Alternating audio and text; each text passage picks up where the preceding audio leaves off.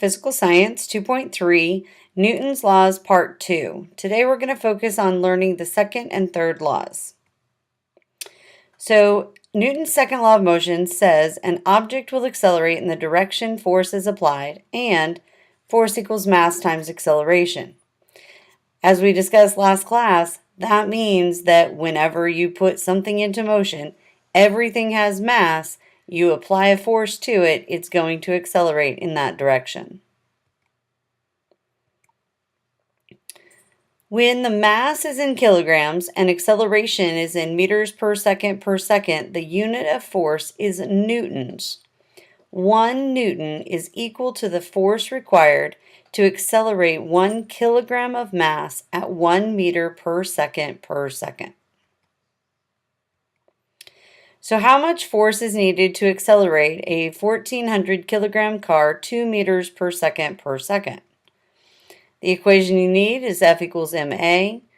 Work, force is equal to 1,400 kilograms times 2 meters per second. The answer in the units would be 2,800 newtons, or kilogram meter per second. We're just going to shorten it to newtons. Newton's second law proves that different masses accelerate to the earth at the same rate, but with different forces. A big rock hits the ground with a force of 98 newtons, whereas a small rock hits the ground with a force of 9.8 newtons. The acceleration is the same in both cases. We know that different objects with different masses accelerate to the ground at the same rate. However, because of the second law, we know that they don't hit the ground with the same amount of force. So, believe it or not, this is what happened when Isaac Newton discovered that force equals mass times acceleration.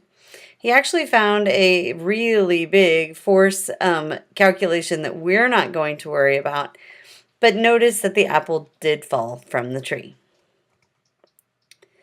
Law 3 says for every action force, there's an equal and opposite reaction force. Remember that force is the optimum word here. According to Newton, whenever two objects, A and B, interact with each other, they exert forces upon each other. When you sit in your chair, your body exerts a downward force on the chair, and the chair has to exert an upward force on you. There are two forces resulting from this interaction, a force on the chair and a force on your body. These two forces are called action and reaction forces.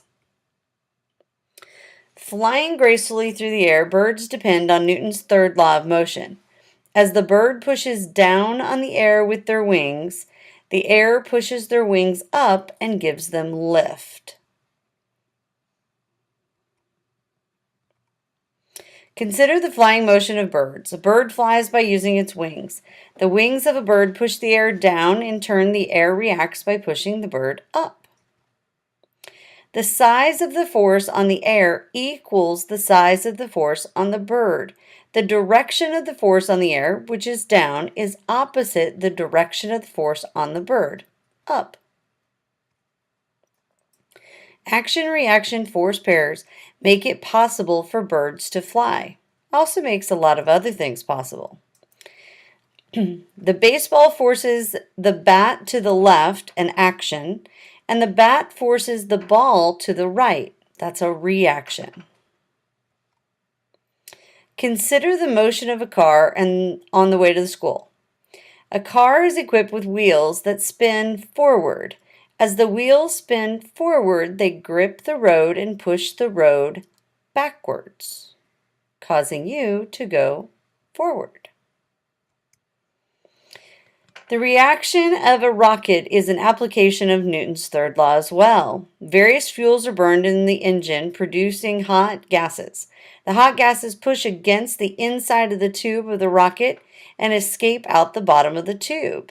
As the gases move down, the rocket moves in the opposite direction, causing it to lift off. Hi, this is a video that I found several years ago that a student actually made explaining the 3 laws of motion. So I just wanted to share it with you today and have a little discussion about it afterwards. Hey there guys, I'm going to teach you about Newton's 3 laws. Newton's first law of motion states that an object will remain at rest or moving at a constant velocity unless it is acted upon by an unbalanced force. I'm going to demonstrate with my buddy Joe here. What's up? Watch this.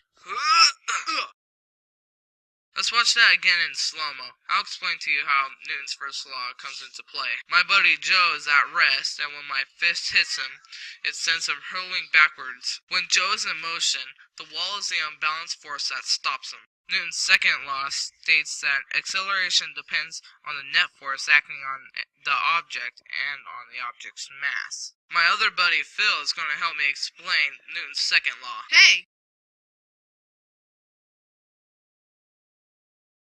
Phil and I just pushed Joe off the screen, and my force plus his force is the net force.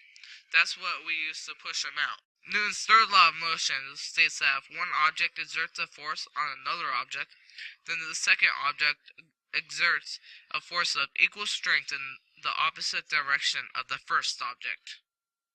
Ugh! Joe and Phil just ran into each other. When they collided, there was an equal but opposite reaction which sent them ricocheting backwards.